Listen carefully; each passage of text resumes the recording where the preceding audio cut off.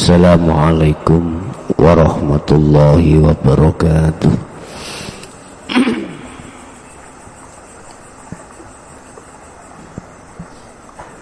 Ila hadratin Nabi Mustafa Rasulullah sallallahu alaihi wasallam wa ala alihi wa azwajihi wa dzurriyyatihi wa qarabatihi wa ahli baitihi wa ashabil kiram.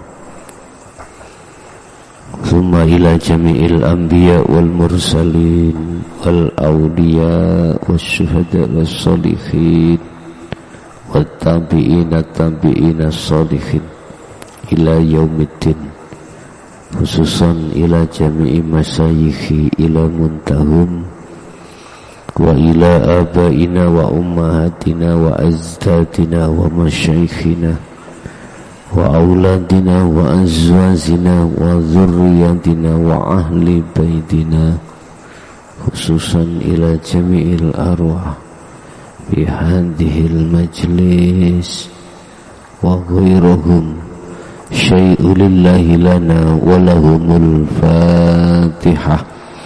A'udzu billahi minasy syaithanir rajim. Bismillahirrahmanirrahim. Iyyaka na'budu wa iyyaka nasta'in.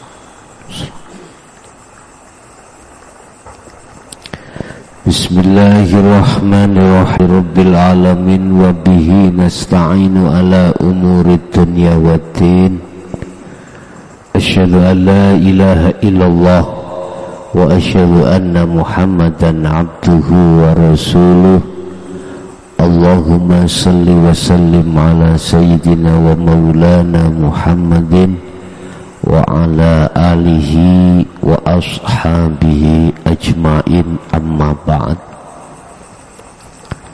Dumateng para sepuh bini sepuh jamaah ingkang rawuh lan ingkang wonten jawi, alhamdulillah dalam kesempatan dalu ini kita masih diberikan Allah satu kenikmatan, baik kenikmatan yang berkenaan dengan jasmani maupun rohani, yang berupa iman kita selalu pada Allah yang senantiasa terjaga. Patutlah kita selalu muja dan muji hanya pada Allah subhanahu wa ta'ala. Bapak ibu hadirin jamaah rahimakumullah, untuk malam hari ini, oleh karena di dalam setiap diri manusia, volumenya enggano sing kene, di dalam setiap diri kana cilikna sing kana cilikna sik lah, di dalam setiap diri manusia semua Allah menyertai sifat basariyah. Dengan sifat basariyah itu pada umumnya manusia sering terjebak di dalam pengakuan-pengakuan atas semua apa yang tampil pada dirinya. Dengan sifat basariyah itulah yang akan menjadikan hati ini tertutupi oleh hijab terhadap Allah subhanahu wa ta'ala. Apalagi di dalam sifat basariyah kita terlalu kuat atau terlalu liar. yang pada akhirnya sifat pengakuan nafsu nafsiyah ini mendominasi pada diri kita, yang pada akhirnya akibatnya antara hati pada Allah tidak ada etika. Ruh akhirnya tidak tahu apa kewajibannya terhadap Allah. Yang kewajibannya itu selalu syuhud, selalu bersaksi, selalu menghadap hanya pada Allah. Ruh ini enggak bisa, Pak, karena tertutupi oleh sifat basariyah. Oleh sebab itu, sampai kapanpun hati ini atau ruh tidak akan pernah bisa sampai pada Allah. Inilah yang dimaksud laksana ruh ini terkubur di dalam barzakhun, dinding yang amat tebal. Akhirnya untuk menyelesaikan wa inna ilaihi raji'un, baik di dunia maupun di akhirat tidak akan pernah bisa kecuali mendapatkan sifat jaiznya Allah. Bapak Ibu, oleh sebab itu pada malam hari ini kita akan mencoba menguak, membedah dan mengeluarkan sekaligus menjinakkan sifat basariyah atau mengorbankan sifat basariyah atau keakuan dalam diri kita makhluk, itu kita lepas. Pelepasan keakuan dalam diri kita itulah yang disebut sebagai pengorbanan. Sebab selama sifat basariyah ini masih liar di dalam diri kita, maka sifat khayawaniyah, nafsiyah yang bernafaskan khayawaniyah, apakah domba, apakah kerbau, itu masih bermunculan. Berarti kita belum menunaikan pengorbanan.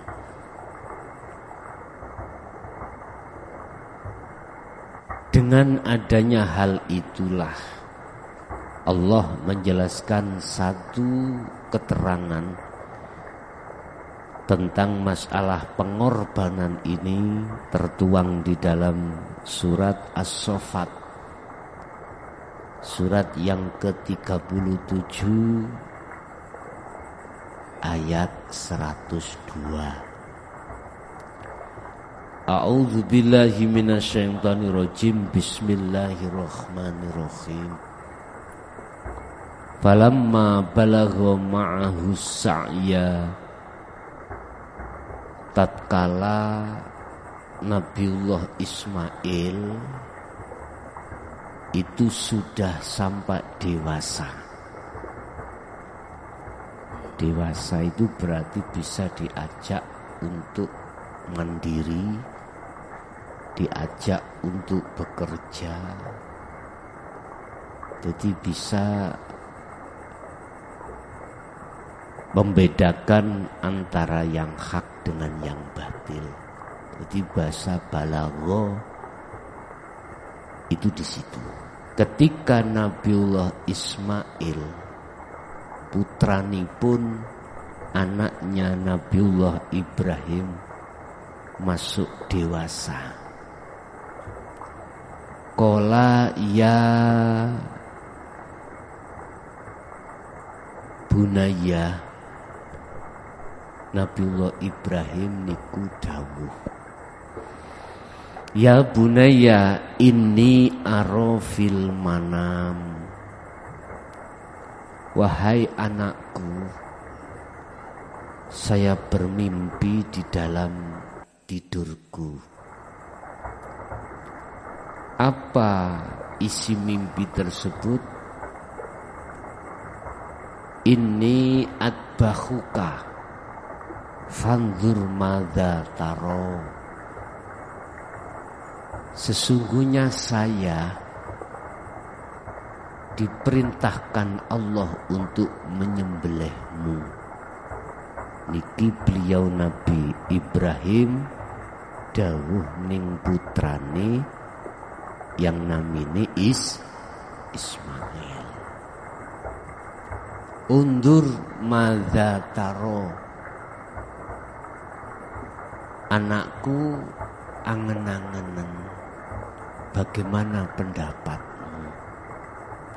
Iki Nabiullah Ismail didhawuhi ngoten. Kala jawab sapa Nabi Ismail, ya abatiu, bapak abahku, wahai ayahku, if'al ma tu'maru, jalankan. Iki beliau Nabiullah Ismail, jalankan perintah Allah itu, laksanakanlah perintah Allah itu. Niki kan Nabi Ibrahim minta pendapatnya Nabiullah Ismail. Piye Nabiullah Ismail? Jikalau Nabiullah Ismail tergolong orang yang iman pada Allah, pasti setuju. Pasti setuju. Padahal iki menyangkut masalah nyawa, Pak. Menyangkut masalah lepasnya sifat basariyah dengan ruh. Abot lupa nih, Pak. Abot. Kita melepaskan keakuan hamba lewat tahalli untuk menuju tajalli berat banget. Mengapa alasannya kok berat? Tur berat iku buat siapa? Bapak Ibu, ada beberapa faktor yang menjadikan beratnya ruh untuk berpisah dengan sifat basariyah.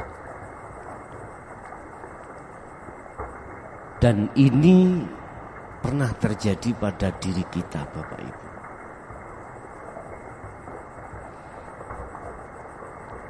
Beratnya pelepasan sifat basariyah dengan ruh ini ketika saat kita masih duduk sebagai golongan ahli hijab. Ahli hijab. Sampak beratnya itu dihukumi tidak bisa.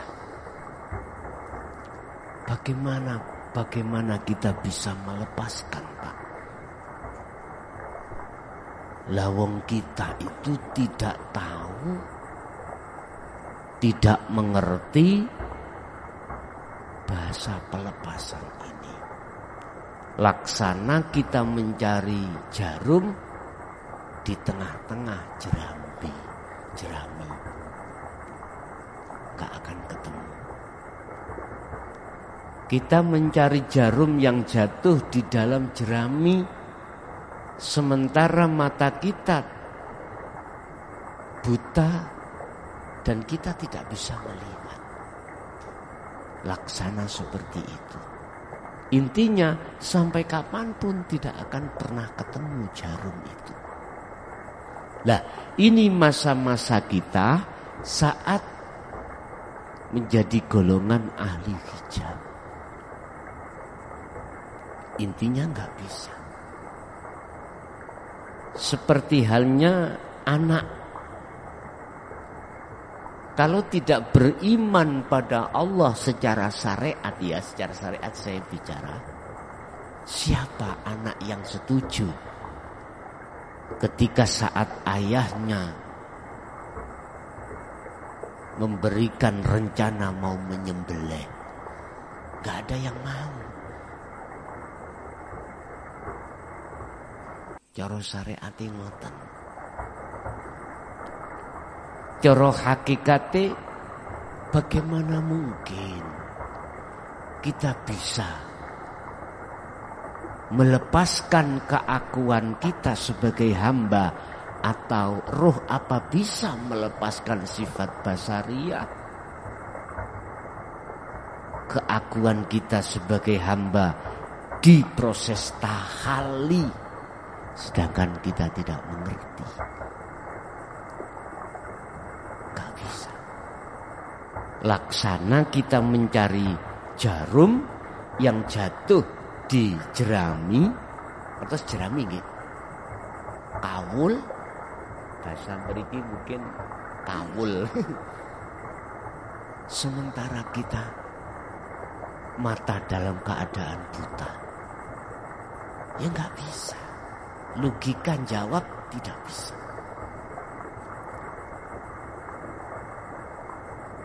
Bapak Ibu,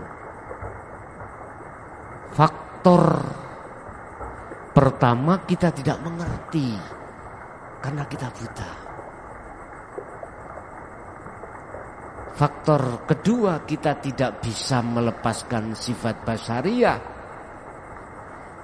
dikarenakan ajaran yang membimbing pada diri kita untuk pelepasan di proses tahalli menuju tajalli ini tidak mengerti. Sehingga anak bicara, ya janganlah Pak, jangan disembelih. Tapi surat As-Saffat ayat 102 iki Nabiullah Ismail malah jawab if'al, jalankan ya abi, wahai ayahku, ya abadi, if'al, laksanakanlah perintah dari Allah itu. Ini maksudnya bagaimana? Coba kita teruskan. Satajiduni insyaallahu minas sabirin. Jikalau panjenengan abi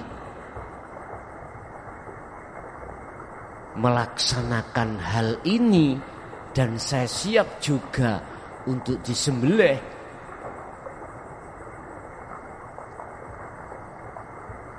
engkau akan mendapatkanku termasuk orang yang sabar. Satajiduni, bakal aweh utawa nemu panjenengan ning ingsun, nemu minas sabirin, golongan wong sing sabar. Wong sabar iku Pak, orang yang dikatakan yang sudah sabar itu tatkala hati duduk sudah ditajalli. Jikalau belum duduk ditajalli, tidak bisa masuk kriteria golongan orang yang sabar.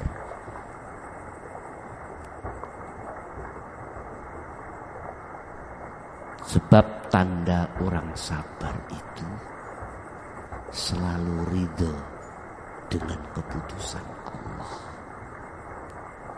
Baik keputusan yang ada kaitannya dengan sifat basariyah atau tidak. Hati itu tidak mendongkol. Hati tidak dongkol, tidak ganjel tatkala keputusan Allah itu datang yang bersifatkan qobdi atau enggak enak atau yang tidak disuka. oleh kemauan dalam nafsu diri kita masing-masing. Contoh, ekonomi kita jatuh, Pak. Jatuh sampai kita terbelit utang. Tiap hari ditelepon orang terus, dipaksa untuk nyaur utang. Kita sebagai petani,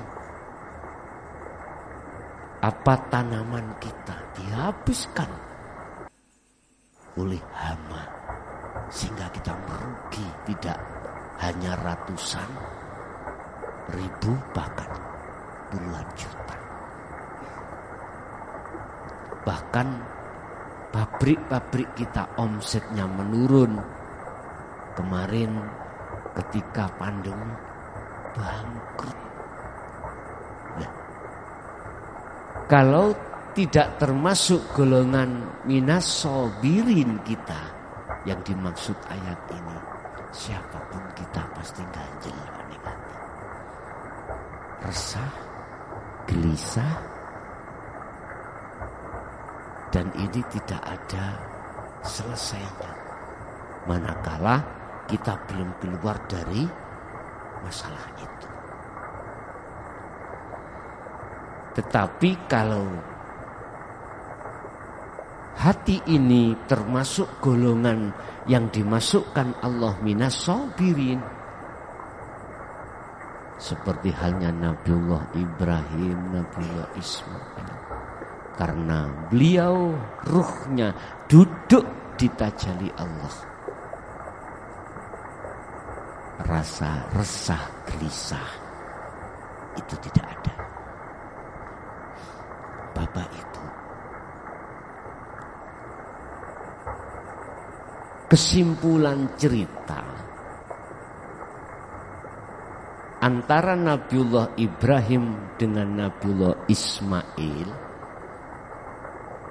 ketika terjadi penyembelihan ternyata bukan secara fisik Nabiullah Ismail yang disembelih, ternyata secara fisik itu adalah hayawan yang berupa domba. Maksudnya adalah sifat karakter hayawaniyah dalam diri kita yang bercokol di dalam sifat basariah. Inilah Bapak Ibu yang harus kita sembelih. Inilah hakikatnya pengorbanan. Kalau kita bicara secara syar'i, ya seperti Nabiullah Ibrahim menyembelih domba. Dalam keterangan lain, ketika saat beliau Nabi Ismail disembelih, Allah langsung mengganti Ismail dengan seekor domba. Nah itu akal tidak bisa diajak untuk mikir, Pak. Kok iso ya manungso terus dadi wedhus lah gitu toh. Bapak Ibu jangan masukkan dalam akal. Jangan masukkan dalam akal terbatas untuk menerima kejadian ini. Harus dengan iman. Sementara iman letaknya dalam hati, baru percaya. Kalau innallaha ala kulli syai'in qadir. Ini kalau kita bicara secara syar'i loh Pak ya. Tetapi di zaman yang seperti ini harus dimasukkan secara hakiki. Apa hakikatnya? Ternyata munculnya di dalam diri ini sifat kal an'am, seperti hayawan-hayawan itu. Kok iso ya ibarat hayawan itu piye? Hayawan itu wis ora ngerti hukum, Pak. Pokoke mangan nelek turu. Mangan nelek turu. Bahasa hakikat ruh ini kebanyakan nggih mangan nelek turu. Padahal kewajiban ruh iki cuma satu. Wama umiru illa liya'budullaha. Hanya menyembah. Lah, yang kami maksud nyembah niku ngabdi, mengabdi hanya pada Allah. Dikatakan ngabdi, roh ini kudu makrifat Allah. Roh ini posisinya harus ditajalli. Bukan jasad. Kalau jasad diperintahkan macam-macam, Pak.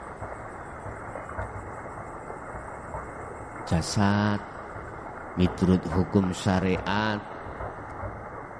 diperintahkan untuk sholat, yang merupakan gerakan dan bacaan. Diperintahkan makan, nek gak makan ya lapar jasad ini.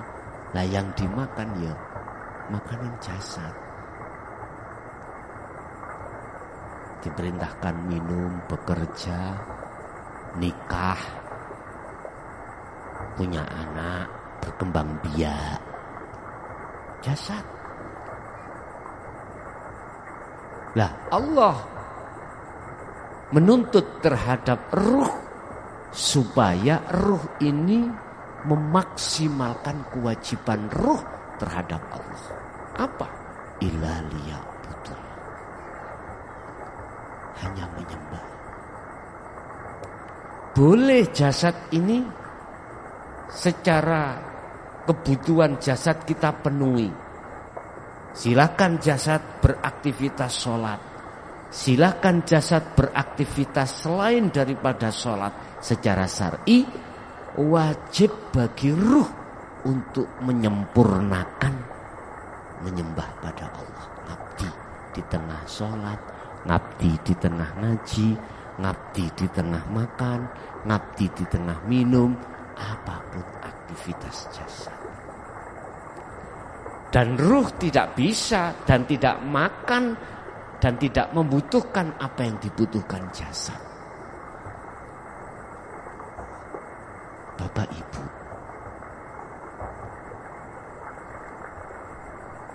surat As-Saffat 102 itu adalah merupakan satu pendidikan terhadap kita, khususnya umat Islam dan pada umumnya umat manusia,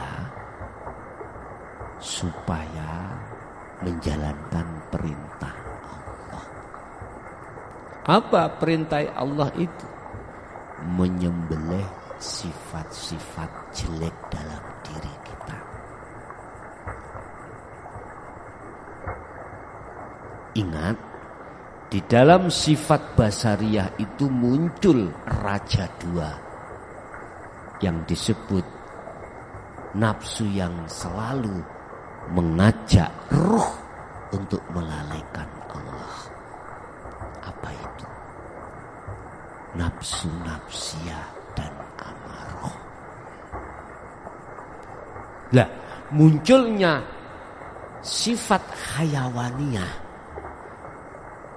dalam diri kita itu timbul dari nafsu nafsiyah. Munculnya sifat riya, takabur, hasud dari sifat dari nafsu nafsiyah dalam diri kita, disebabkan ruh ini terkubur, terpenjara oleh nafsu keakuan hamba dalam diri kita masing-masing. Pertanyaan, bagaimana cara kita untuk melepaskan keakuan dalam diri kita, keakuan makhluk dalam diri kita. Atau pertanyaan ini sama halnya dengan pertanyaan bagaimana kita menjinakkan sifat basariyah atau melepaskan secara maknawi sifat basariyah kita dalam diri kita. Sebab sepanjang kita hidup masih ada di dunia, Mbak, sifat basariyah nggak bisa lepas. Secara lafzi atau secara fisik nggak bisa lepas, tapi secara maknawiyah itu bisa lepas. Atau bagaimana kita caranya nafsu yang menjadi biang kerok keakuan hamba ini nggak muncul. Sehingga di situ kita telah mengorbankan satu pengorbanan memisah antara ruh dengan sifat basariyah. Nah, nafsu yang kedua amaroh ini selalu mengajak dan mengarahkan dongkol di dalam hati, muring-muring amaroh dalam hati, manakala ketetapan Allah itu tidak sama, tidak sesuai dengan pengharapan saya sebagai makhluk. Padahal Allah sudah menjelaskan, ada kalanya momen-momen Allah mendatangkan satu ketetapan itu tidak sama dengan apa yang kau harapkan, tidak sesuai dengan nafsu dalam dirimu. Allah punya rencana lain yang kita tidak mengerti. Satu misal, kita punya tujuan. Apa tujuan? Secara syariat kita bisnis miturut sistem, mesti kita badi, mesti kita sukses. Dengan begitu akan bisa mengangkat nilai ekonomi kita. Ternyata Pak, digagalkan Allah. Ngamuk mengatakan, ngamuk. Dongkol apa ndak ningati? Pasti dongkol. Lah, nafsu amarah itu mengajak hati supaya tidak ridho dengan apa yang menjadi ketetapan Allah. Lah, ini kita di dunia masih ada kesempatan untuk berbenah diri, Pak. Berbenah diri. Terus bagaimana kita bisa melepaskan, memisahkan secara maknawi atau maknawiyah antara ruh dengan sifat basariyah. Walaupun kita tiap hari, tiap saat, tiap waktu itu gembul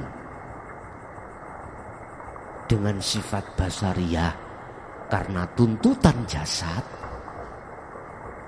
terus ruh ini enggak campur dengan sifat basariyah.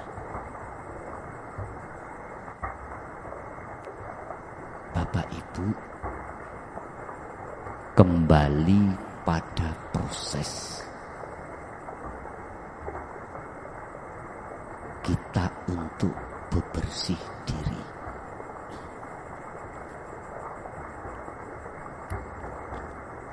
Kita ikuti apa yang pernah dilakukan oleh Kanjeng Nabi Muhammad dan para khalifah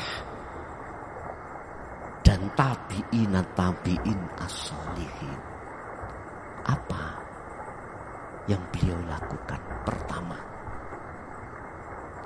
ketika kita bicara zaman kenabian, berarti berlaku pada Kanjeng Nabi Muhammad. Kanjeng Nabi harus mendapatkan wahyu.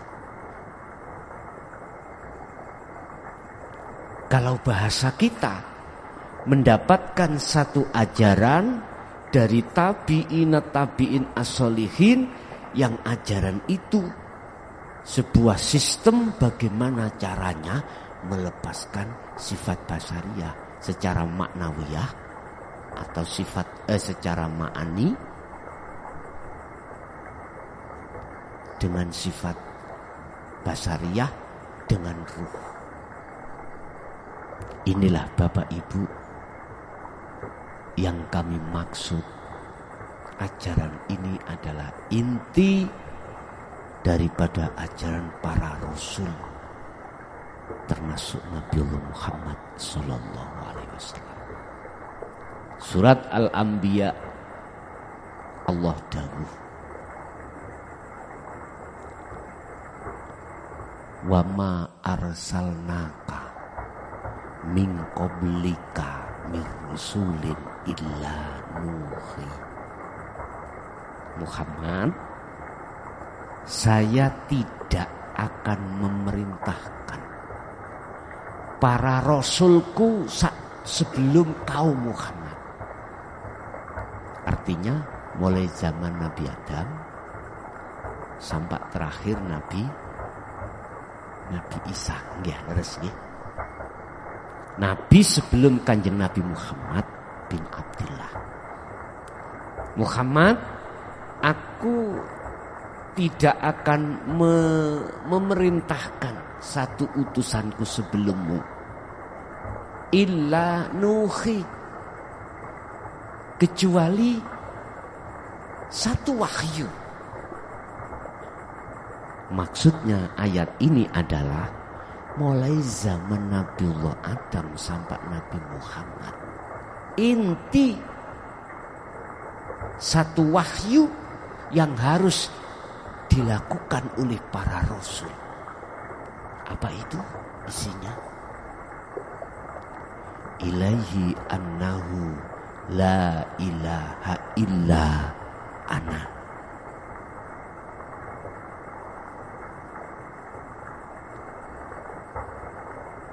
La ilaha illa ana.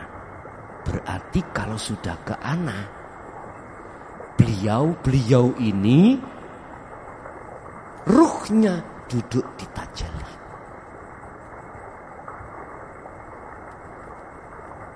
Otomatis Bapak Ibu, sebelum proses di tajalli ada proses di tahalli. Otomatis Bapak Ibu, sebelum kita ada proses tahalli, ada proses momen kita taholli. Dalam arti pada diri kita sebagai manusia, awal kita ngalami taholli, ngaku-ngaku atas diri hamba, yang berperan, yang melakukan. Dalam hati kita merasa kita yang sholat. Dalam diri kita, hati kita merasa kita yang memiliki atas semua apa yang ada di sifat basariyah. Loh, ini loh Pak, nafsu mendorong lewat sifat basariyah ini loh. Ruh supaya ngaku. Aku yakin jenengan kali kula ngalami hal ini. Ngalami hal seperti ini. Cuman mungkin tidak beda, ada perbedaan si A dengan si B tentang waktu. Ada yang umur 30 sudah selesai, umur 40, bahkan ada yang sampai umur 60 belum selesai, ya ada.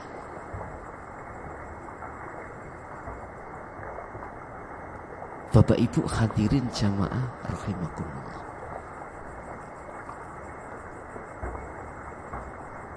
La ilaha illa ana ini setelah beliau sudah diberikan Allah wahyu.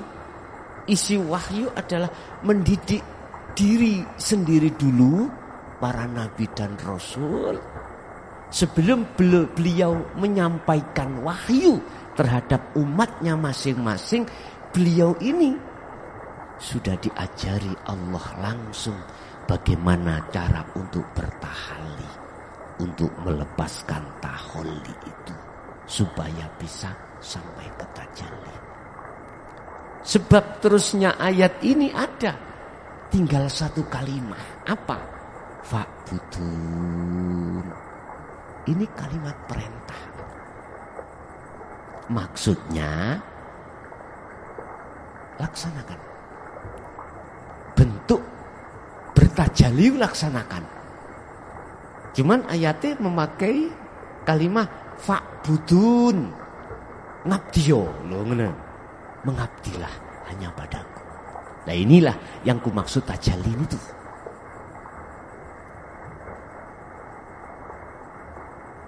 Bapak Ibu,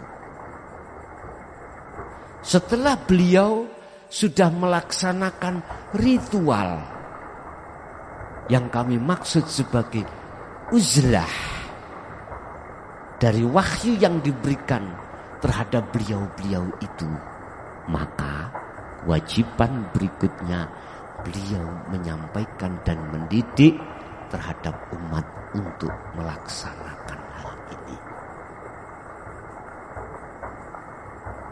Kadang kula heran,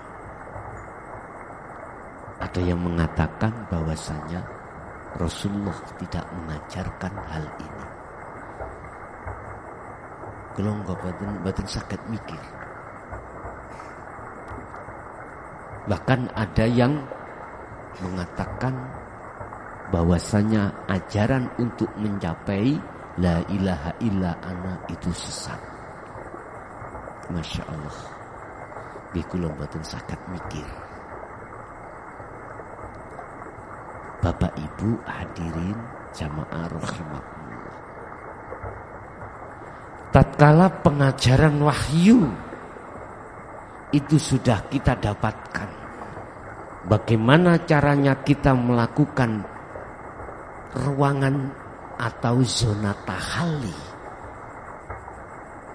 secara otomatis kita sudah diperintahkan oleh tabi'in untuk melaksanakan uzlah. Itu bentuk proses pembersihan al-aurath, penyakit-penyakitnya hati yang terkandung di dalam sifat basariyah. Ini Pak. Selang berjalannya proses tahalli Bapak Ibu, disitulah kita akan menemukan beberapa kejadian-kejadian yang kejadian itu akan membentuk jiwa atau ruh ini dalam ruangan yang bercahaya, dalam ruangan yang tatmainnul qulub, dalam ruangan yang damai. Wahai jiwa yang tenang, kembalilah kau pada Tuhan. Berhubung jenengan sudah tahu bagaimana caranya untuk kembali, caranya untuk melaksanakan tahalli, maka jangan heran kalau jiwa ini disebut sebagai jiwa yang tenang. Sebab dia betul-betul bisa melepaskan secara maknawiyah sifat basariyah, kemudian dia liqa bertemu Allah. Sebab radhiyatam maradhiyah, jenengan kembalinya diridhani oleh Allah. Mengapa Allah ridho terhadap kita? Karena kita ridho dengan pilihan Allah. Mengapa Allah ridho menerima kita? Karena kita ridho atas semua apa yang dipilih Allah, ketetapan yang dihadapkan. Mengapa Allah ridho terhadap kita? Karena kita ridho, ikhlas melepaskan hubbus syahwah, sebagai cinta kita padanya kita lepaskan, baru kita akan diterima Allah sebagai kekasih. Syarat mutlak tak ikut.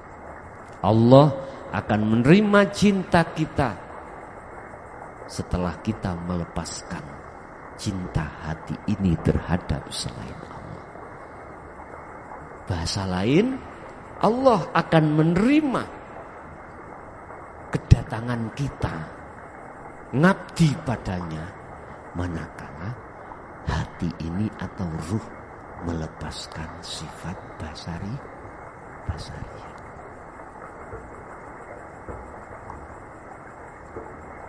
Makalah ini sama halnya dengan makalah Allah tidak akan menerima cintamu manakala hatimu, ruhmu belum melepaskan atau masih ada cinta selain Allah. Allah tidak akan bisa menerima kelikoanmu, kedatanganmu untuk bertemu kepada Allah manakala ruh ini belum melepaskan sifat basariyah. Di dunia secara legal kita bisa melepaskan, tapi secara fisik kita nggak bisa melepaskan sifat basariyah. Kecuali kalau kita secara jasad ruh ini sudah meninggalkan, artinya kita sudah meninggal di dunia, baru di situ baik secara fisik maupun secara batin ruh itu sudah tinggalkan, bisa meninggalkan sifat basariyah. Cuman pertanyaannya, ketika ruh secara fisik melepaskan sifat basariyah jasad ini, apakah ruh ini juga bisa melepaskan sifat basariyah secara maknawiyah? Tinggal kita di golongan mana. Kalau kita masih di golongan ahli hijab, kita nggak bisa melepaskan, Pak. Sehingga muncullah bentuk barzah, alam barzah, dinding itu menutupi kita, menghijabi ruh, antara ruh dengan Allah, sehingga ruh tidak bisa melaksanakan wa inna ilaihi raji'un.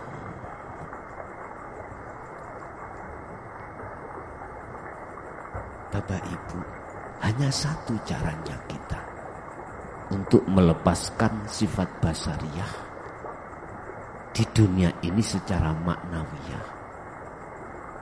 Sering-seringlah hatimu duduk di tajalli. Sekali lagi, hanya satu caranya kita bisa melepaskan sifat basariyah secara sistem atau ilmu teori. Lakukanlah tindakan tajalli pada Allah di segala hal, bentuk, akwal apapun, segala bentuk kondisi apapun. Ada pertanyaan, Kang, saya ini kadang isok lepas, kadang enggak.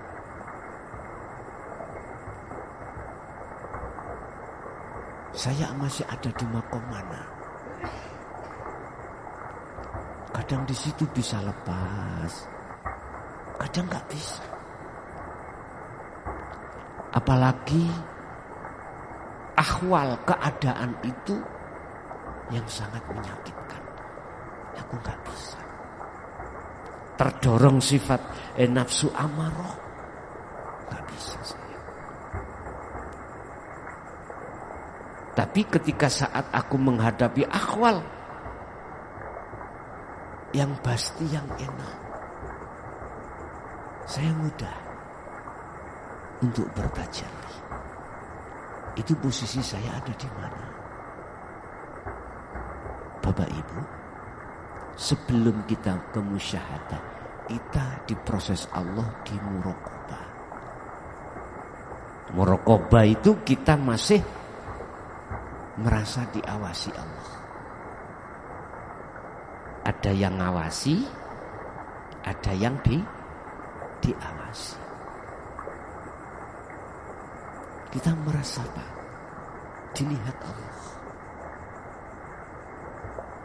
Kita merasa dimonitor Allah. Di dalam segala bentuk kondisi apapun, kita merasa diawasi Allah. Bahasa kita, makhluk, ini masih ada. Berarti ini belum masuk di pengajaran inti Rasulullah, la ilaha illa ana, belum. Dan ini tidak salah. Dalam makom muraqabah ini gak salah. Ini bentuk proses untuk pendewasaan jiwa ini pada Allah. Betul salah. Terus laksanakan zikir yang sudah kita dapatkan dari guru kita masing-masing. Kita laksanakan terus. Aku yakin nanti kita akan masuk pada momen di mana Allah menentukan kita di musyahadah. Ketika di situ kita masih diproses Allah lagi, disaring Allah lagi di dalam makom 3, fana, kamil dan baqo. Tatkala kita bertanya, padamu, saya itu kan bisa duduk di tajalli. Ketika saat duduk di tajalli, ayem gitu. Gak ada rasa resah, rasa takut. Semuanya akunya Allah yang bergelora di dalam diriku. Lepas kendali. Udah saya gak ada khawatir. Tapi suatu saat saya dihadapkan Allah kondisi yang berlawanan dengan itu. Aku gak bisa kan. Terus posisi rohku ini di makom apa? Bapak Ibu, selama kita masih mengalami kondisi khawatir, ketakutan, masih muncul makhluk dalam hati kita, berarti kita belum di makom baqo. Musyahadahnya sudah, tapi belum di baqo. Pertanyaannya, apa saya salah kan? Tidak. Itulah proses Allah menjadikan kekasih yang sesungguhnya. Itu menurut bahasa perjalanan tidak semudah kita membalikkan tangan. Saya ja'alullahu ba'da usri yusra. Allah menjadikan makom baqo itu Pak. Terlebih dulu kita mengalami jatuh bangun. Makrifat pada Allah tidak. Makrifat pada Allah tidak. Makrifat pada Allah tidak. Alias iman ingkar. Iman ingkar. Pertanyaannya, keingkaran itu apakah termasuk salah? Saya teringat dalam satu surat. Tatkala kau dipaksa ingkar oleh orang lain dikarenakan alasan tertentu, kamu ingkar secara fisik, tapi hatimu tetap beriman pada Allah. Ini bukan termasuk golongan orang yang ingkar. Artinya sepenuh hati di dalam diri kita nggak ingin untuk melalaikan Allah, nggak ingin kita keluar dari tajalli Allah. Tapi di situ saking kuatnya masih liarnya sifat basariyah dalam diri kita, akhirnya menjadikan kita terperosok di dalam kehendak nafsu itu sendiri. Apa yang terjadi? Kita lalai pada Allah. Akhirnya kita duduk lagi di taholli. Subhanallah. Satu contoh misal ini hari raya Idul Adha. Tadi banyak umat Islam yang sama menyembelih kambing. Oleh karena, mohon maaf ya, oleh karena panitia lali Pak, nggak bagi nang sampean, padahal tonggo sampean dapat. Akhirnya di dalam hati dongkol. Mungkin panitia iki sentimen nang aku. Gitu Pak nggih. Belum kita sudah suudzon. Ngapunten ingkang kathah. Belum kita suudzon. Nah, ini ketetapan Allah yang tidak sama dalam waktu. Yang menurut kita momen harus diwenehi, tapi nyatane enggak. Arepe moro protes nang panitia kok jika pantes sih. Sehingga diam sambil ningati jerit atau dongkol. Bapak Ibu, mengapa Allah menterjadikan seperti itu? Padahal kita tahu, secara ilmu, bimbingan kita tahu kalau itu semuanya karena Allah. Tapi mengapa kita masih dongkol pada saat itu? Lebih-lebih kita belum mengerti tentang ajaran itu. Luwih nemen teman Pak. Isok mewir-mewir nih dalan-dalan nih. Cek mok panitiae iku biyen aku gak ndukung. Wis ngelalar. Tutup di akhir fitnah macam-macam, subhanallah. Wis iki nek dibiarno penyakit iki gak tambah waras ati, malah tambah gendeng atine. Subhanallah. Kita enggak ridho dengan ketetapan Allah, padahal ada hikmah di balik semuanya itu. Allah mempunyai maksud.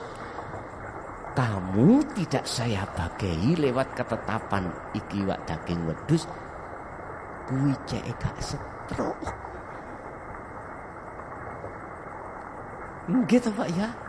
Jenengan kali kula umur iki 40 munggah lah. Wis gak kaya waktu zaman nom-nom sate rada entantah. Heeh. Saiki Pak.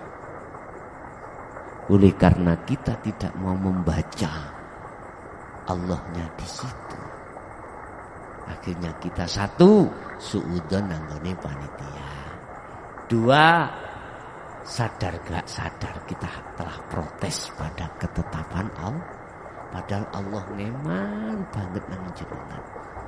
Subhanallah, ngeman kuwi kungger ya iki Allah ora tak weni daging wedhus supaya jasadmu gak bermasalah. Ngerti ya Om? Nah ngeten iki. Wong Gusti Allah ngamuk. Ngerti ya? Raimu. Bapak Ibu kadang-kadang ya seperti itulah Pak kita Pak. Nah, inti dari pengajian malam hari ini bagaimana kita cara untuk melepaskan sifat dasarnya itu tadi.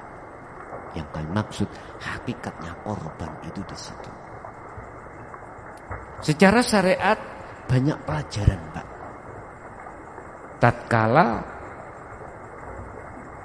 pengorbanan atau korban itu berlaku, banyak pelajaran yang kita petik.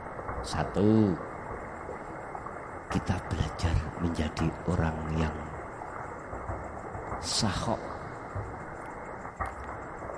belajar menjadi orang yang loman pada fakir, miskin, pada sesama. Karena prinsipnya kita tahu kalau semuanya itu milik Allah. Belajar kita mengeluarkan sesuatu, berbagi terhadap sesama. Sampai ning syariat diming-iming ini, Pak. Diweni hadiah. Kuwi sesuk ya. Nguwat siratal mustaqim ben gak mlaku, ben numpak biar numpak. Ya wedhus minimal. Kalau bisa onta ataupun kerbau sapi. Itu iming-imingnya kan di situ, Pak ya. Padahal itu pengajaran yang bukan inti.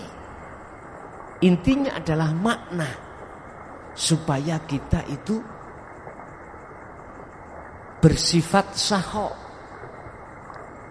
Orang bersifat sahok loman itu pasti dasarnya dia itu yakin kalau semua ini milik Allah. Munculnya sifat dalam diri kita namanya bakhil, lawan kata sahok. Meleki itu karena kita merasa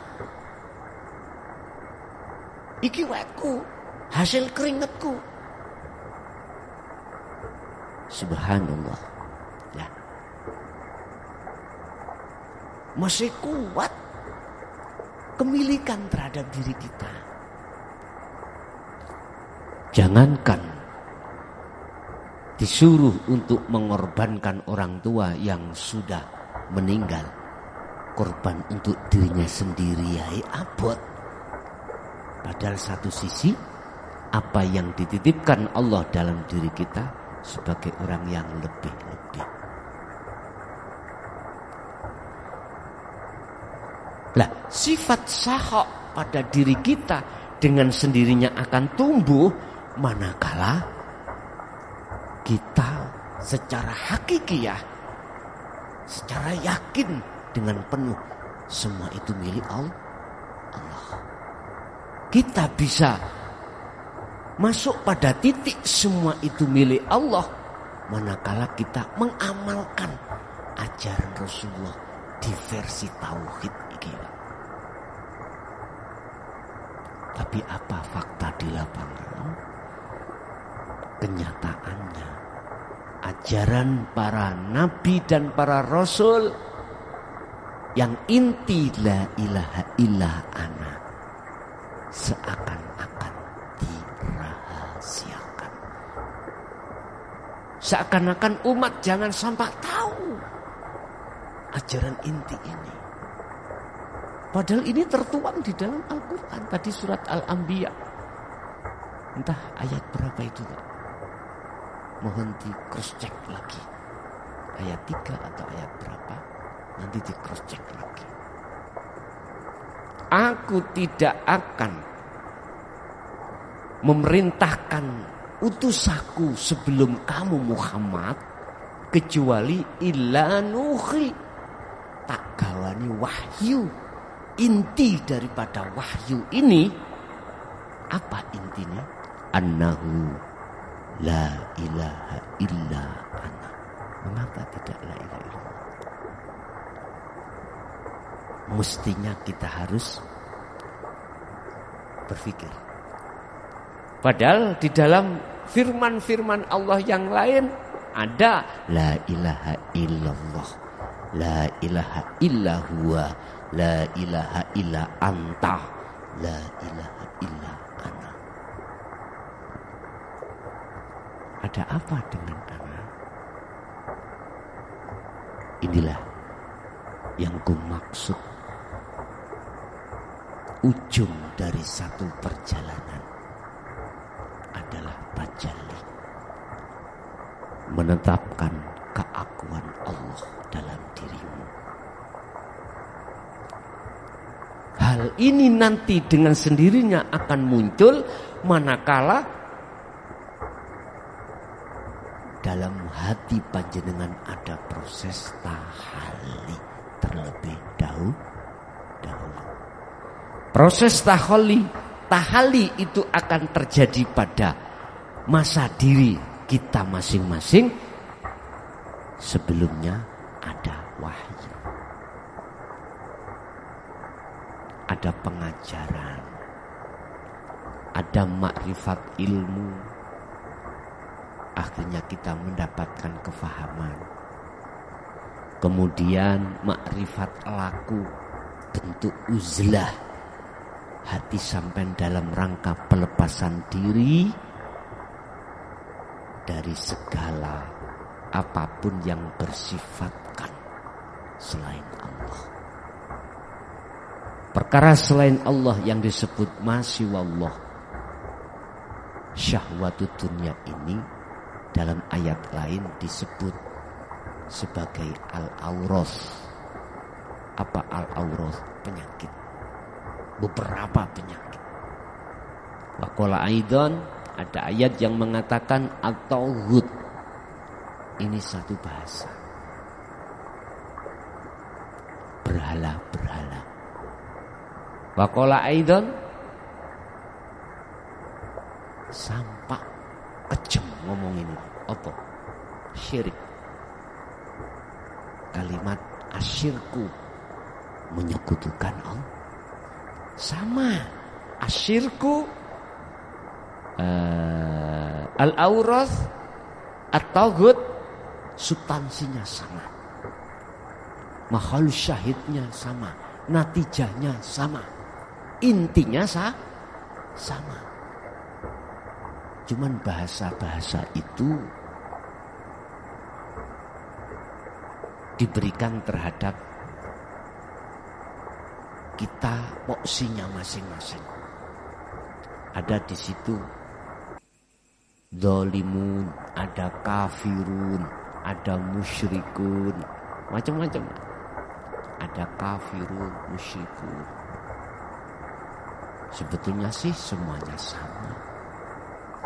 Pengertian itu sama.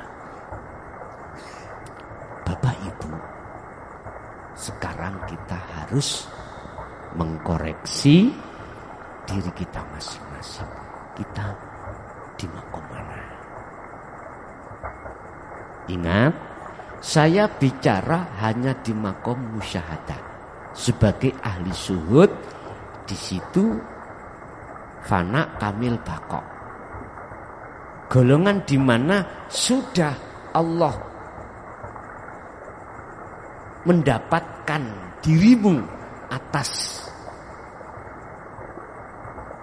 guru akhirat kita, sudah didatangkan, dipertemukan dengan guru-guru akhirat kita.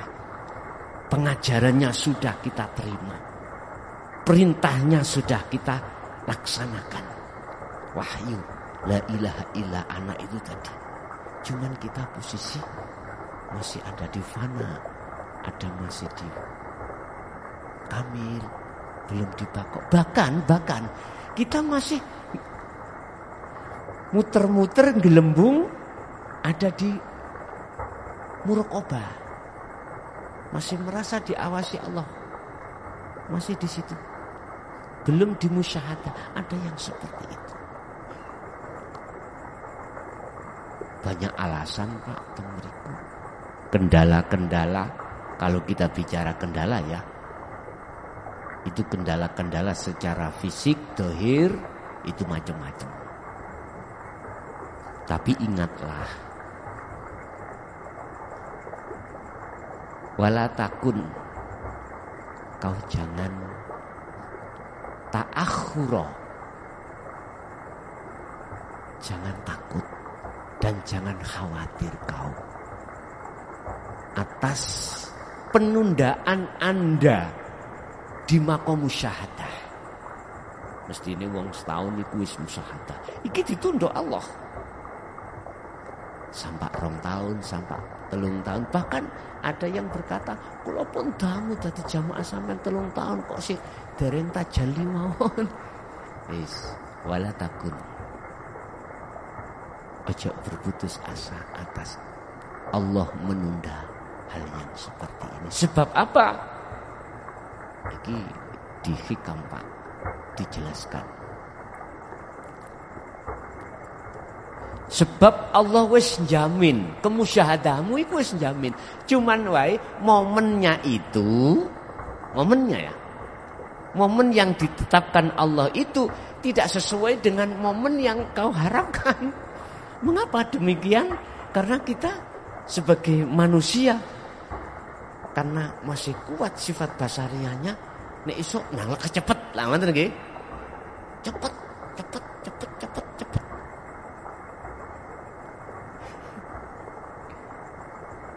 Ingat Kanjeng Nabi sampai dawuh, sak temune kita anak putu Adam adalah anak putu Adam yang mengalami satu kesalahan.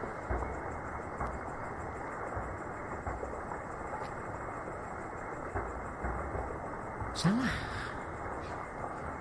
Diletakkan tempat yang salah. Dan itu tidak salah. Mengapa saya katakan tidak salah? Karena itu kehendak Allah.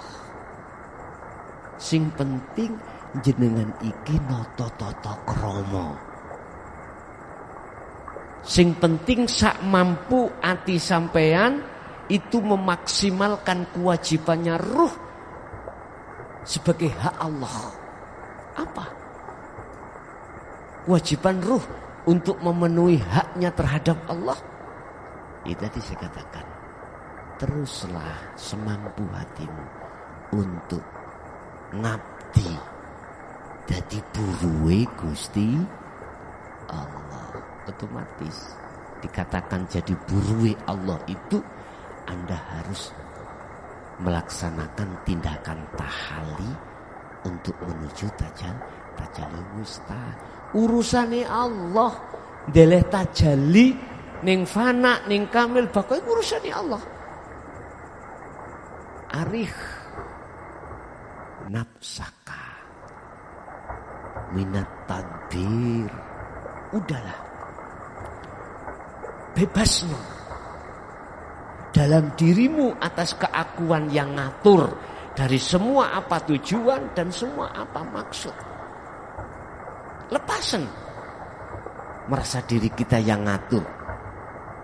Sebab di situ Gusti Allah, sebab ada pihak yang kedua yang mengatur, yaitu Allah. Gampang kan ngomong kan?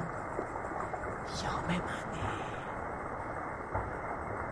kita harus mengalami susah dulu. Nanti aku yakin jenengan iki akan mudah, semudah panjenengan berbicara. Kapan Kang itu datang? Bersamaan panjenengan ini selalu dan selalu hati memaksimalkan zikir pada Allah. Kuncinya ada di situ. Jadi maksud secara hakikiah surat As-Saffat ayat 102 ini adalah mendidik jenengan supaya lekas menyembelih, memisahkan, menjinakkan sifat basari. Kalau itu tidak bisa kita laksanakan, jangan harap kita dimasukkan Allah dalam golongan minas sobirin, ahli syuhud. Betul sakit. Kan di luar kan kita ada makalah ini, sabar guru batese. Ngaten nggih. Sering-sering kita mendengarkan makalah seperti itu. Sabar kono patese. Mosok wong diitek-itek terus. Cacing aja. Nah, biasanya gitu. Cacing aja diitek ya mulet. Nggih mboten. Apalagi kita didolimi terus. Oke lah. Iman satu dengan yang lain kadang juga tidak sama. Gitu. Tapi kita harus peka mengapa Rasulullah memberikan satu keterangan, tatkala kau menampar pipiku kiri, saya kasihkan pipi kanan. Gak ada balasan. Mengapa ketika saat Rasulullah itu diludahi oleh orang kafir, dia tidak membalas ludahan tersebut? Padahal ludahan itu ludahan habis tidur loh Pak. Entah baunya gimana, belum sikatan Pak ya. Bahkan Rasulullah ketika saat disodori jasa oleh malaikat Jibril untuk membumi hanguskan kaum Taif, apa jawabannya beliau? Tidak Bril, jangan. Siapa tahu dia atau anak keturunannya itu menjadi pengikut aku. Jangan. Toh dia pada waktu dia ingkar menolak ajaranku, dia pun termasuk orang yang belum mengerti.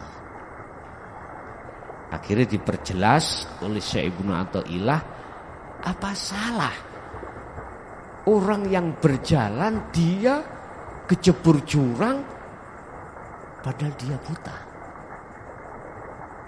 Bisa menjawab itu Pak ya? Ada orang berjalan kejebur jurang, dia itu buta, nggak ada yang menuntun, dia berjalan sendiri kejebur sungai, salah nggak? Saya nggak jawab, sampai jawab dewi. Entah kalau begini pertanyaannya. Ada orang buta berjalan, dituntun oleh orang yang tidak buta, dia nggak percaya. Saya jalan aja sendiri, nyampe, terus kejebur jurang. Dikasih tahu, depan kamu ada jurang, nggak percaya.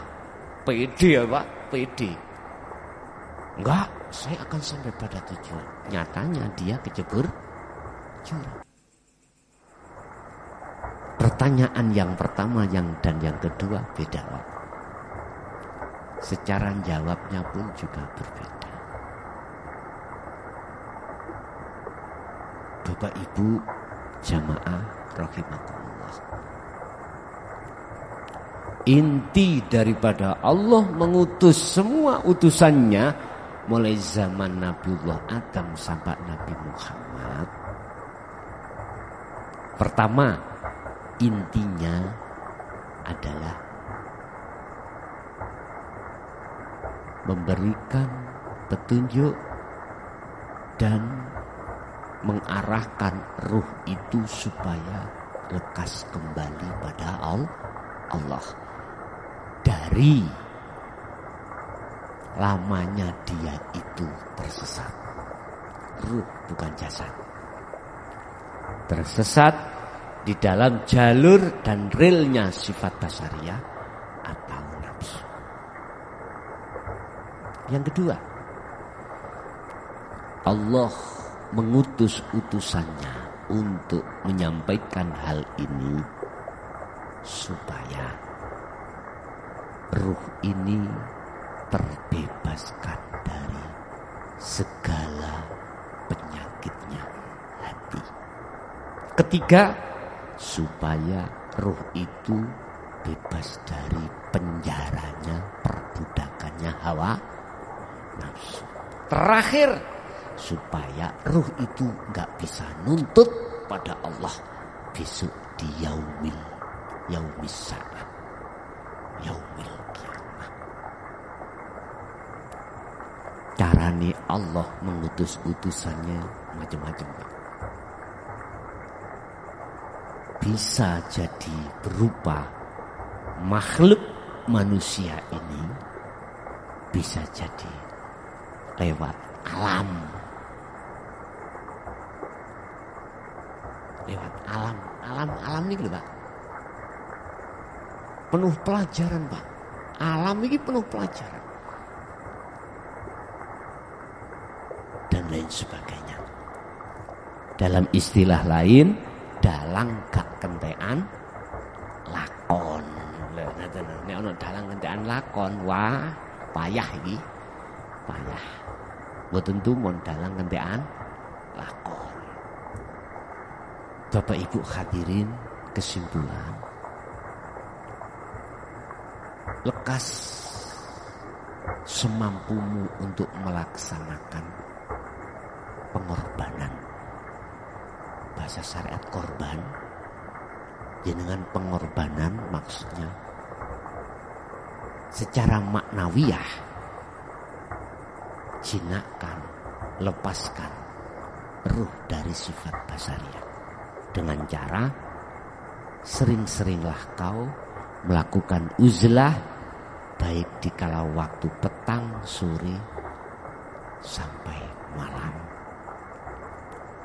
Wis semampumu.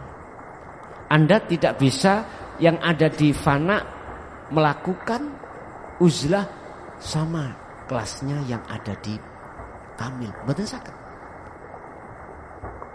Mampu jenengan di fana, tapi nanti Anda manakala diletakkan Allah di kamil, yang tadinya berat jadi ringan. Apalagi jenengan ditaruh di bako. Lah, kita yang ada di kamil disuruh untuk sama dengan di bako, mboten saged. Makanya Allah mengatakan bi ghairil imkan.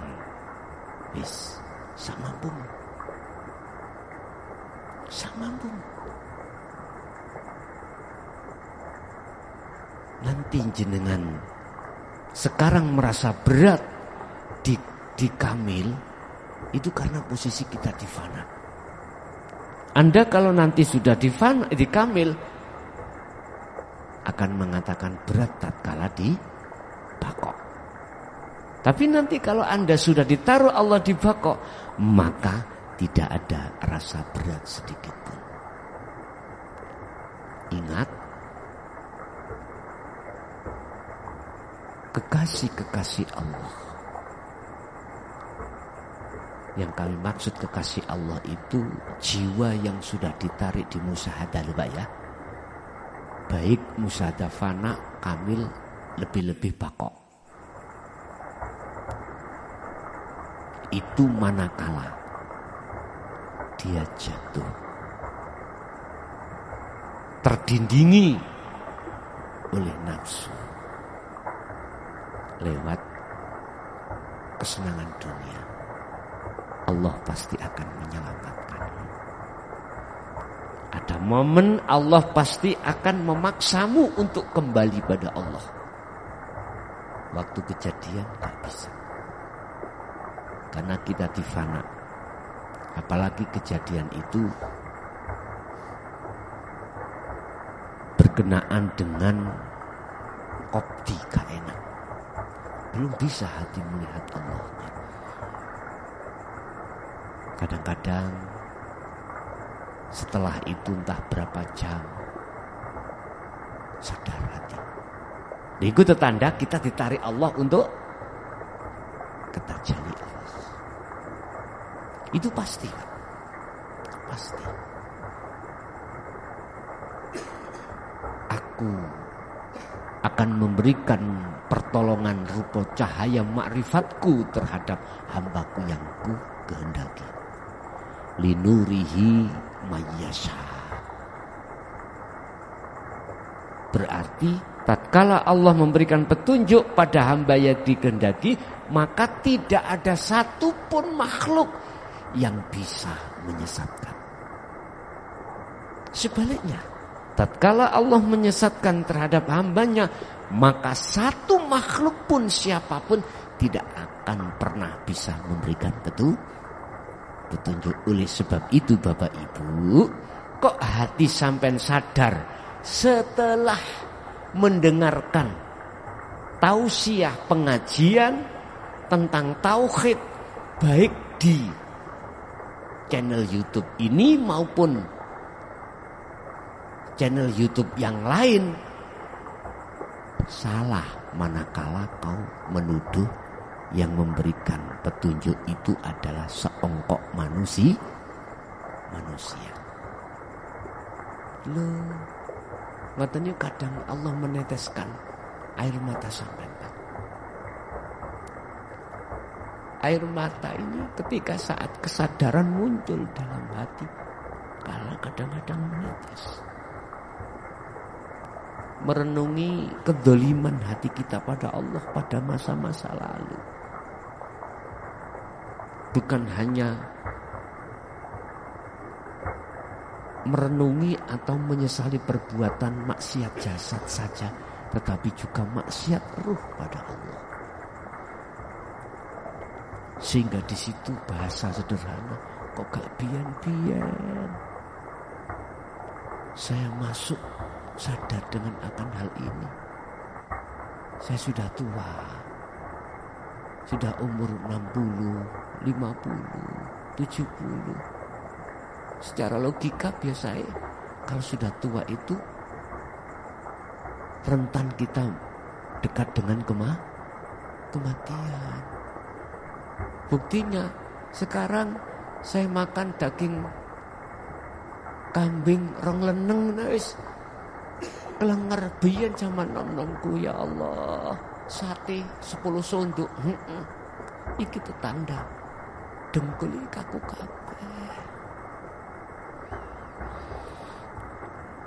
Bapak Ibu, kadang-kadang kita meneteskan air mata setelah kesadaran itu muncul. Tetapi itulah rahmat Allah yang kita dapatkan. Yang rahmat itu tidak bisa dibandingkan harganya dengan dunia dan seisinya, walaupun itu jadi intan mutiara milik kita sendiri. Masih berharga rahmat Allah ini.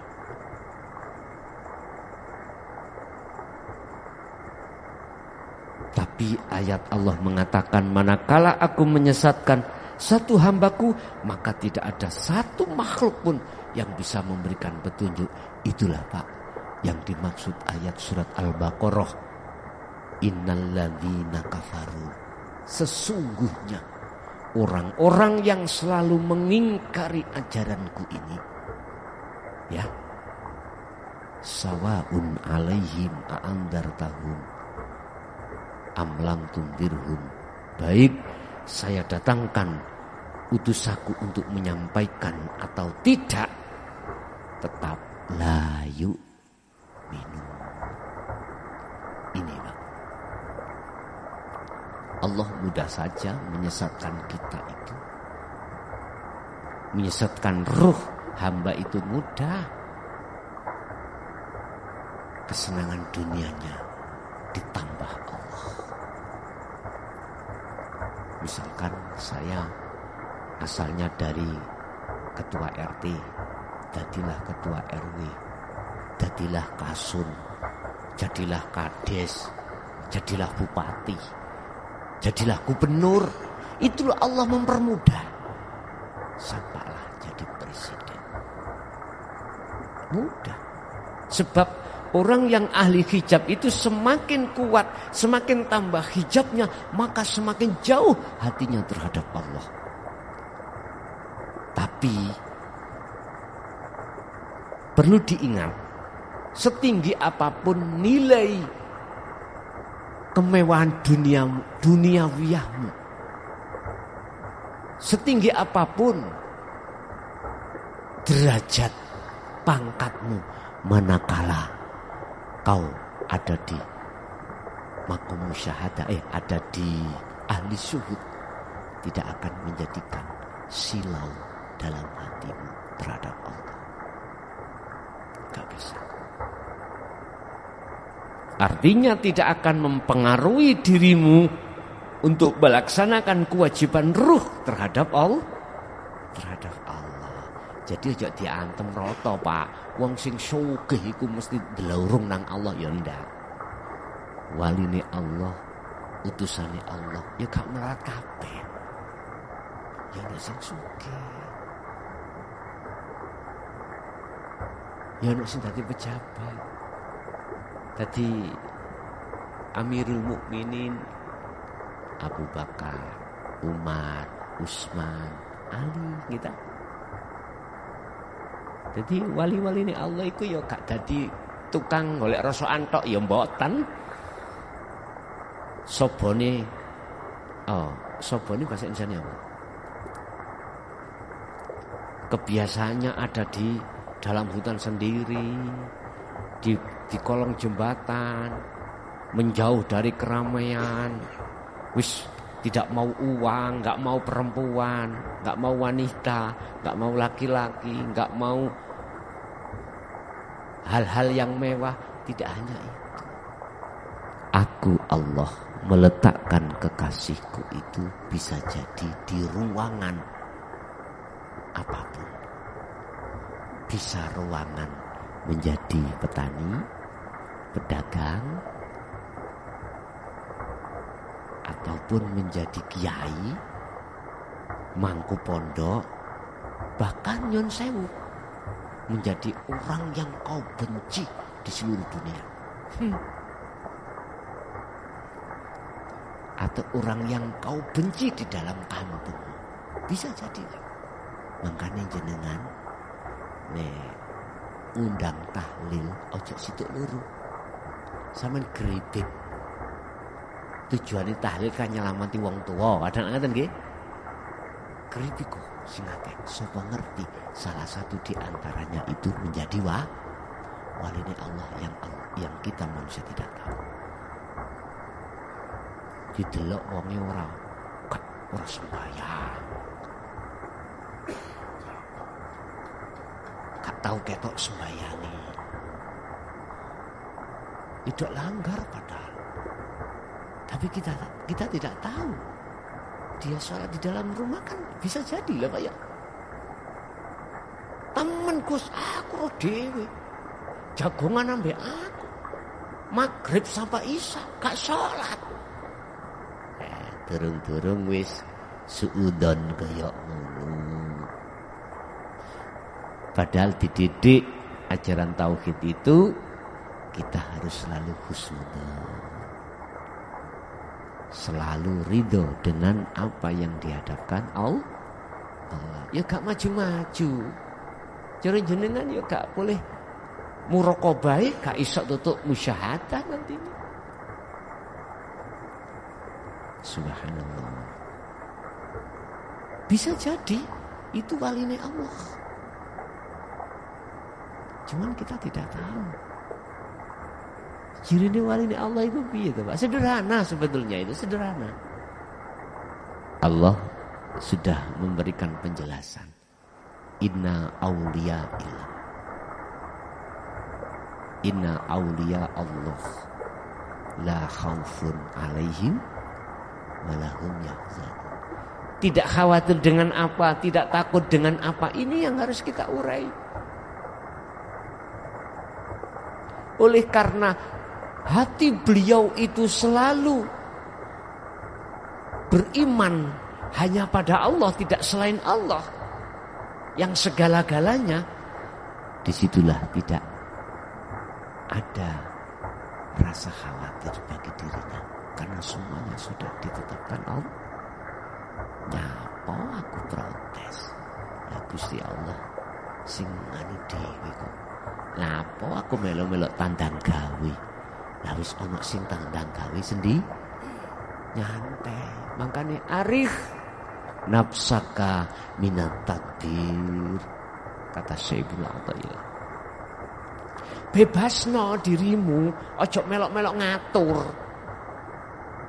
Sebab ning kono ada sesuatu yang mengatur, yaitu Allah. Lah ini bisa kelaksanan apabila kita duduk di tajalli baru bisa. Yes, Bapak Ibu hadirin jamaah rahimakumullah, itu sedikit tentang pemahaman kurban secara hakikat